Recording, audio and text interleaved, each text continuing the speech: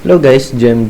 So, this video is about yung mga charms na nabili natin. So, yan. Bumili tayo nito. Equipment box.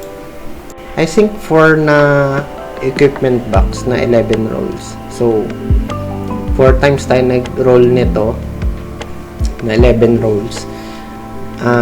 Nasira lang yung record natin. So, yan. I-check na lang natin yung mga nakuha nating charms. Yan.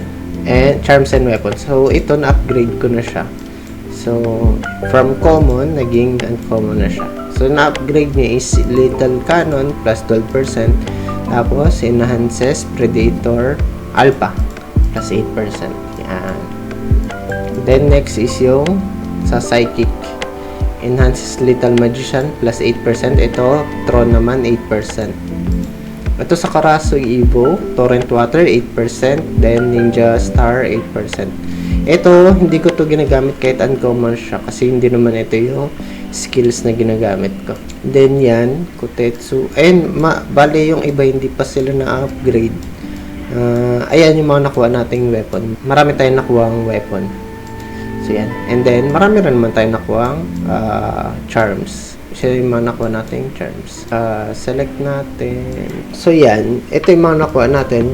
Necklace. So, sun necklace. Yan. Ito, sun bracelet. Sun ring. So, yan. So, yan set na yan. Ito naman, dragon necklace. So, yan. Iba-iba rin yung nakuha natin. And then, na-upgrade din natin tong sun ring. Naging ano siya. Naging uncommon na siya. So, check natin sa deck natin. So, nag-equip na tayo ng mga set equipment or set na charms. So, sa Guardian ko, ang charms ko is Sunset.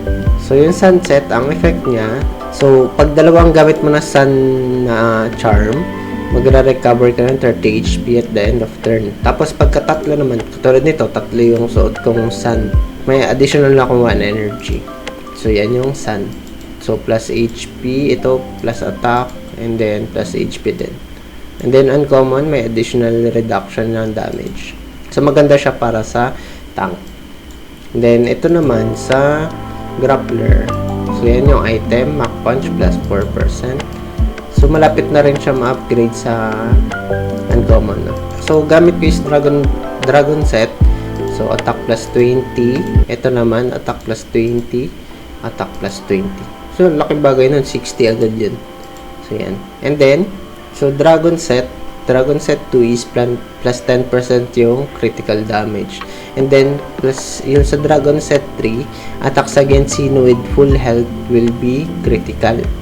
So, yun, bago yung gameplay ko dito. So, lahat ng full HP, dinedivide ko yung attack ng grappler para matamaan lahat ng full HP.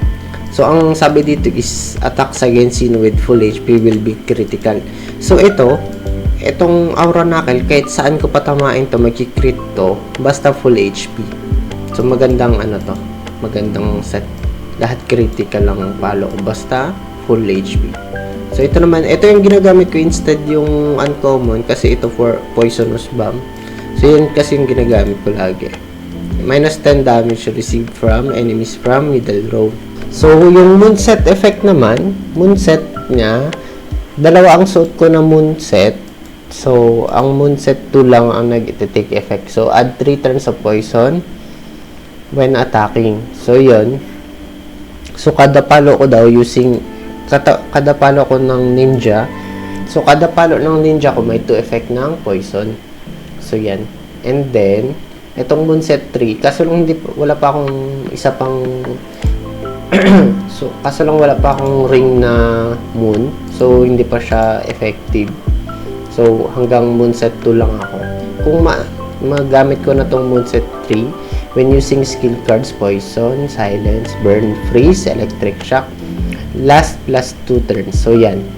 Plus 2 turns daw. So, malaking bagay yung plus 2 turns. Kasi ito 3 turns na agad yung kada palo. So, kung may plus 2 turns pa, ibig sabihin may 5 turns to, yung poison. And then, other than that, yung mga poison ko mismo, kunwari, itong poison bomb. So, yung poison bomb, for 3 turns plus 2, magiging 5 turns.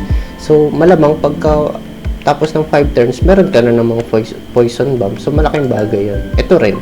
So, 3 turns plus 2. So, 5 turns. Ayun. Masakit yun. So, that's it for the part 1 of this video. So, we'll continue explaining the Moonset Effect 3 on the next video. Thank you. GG.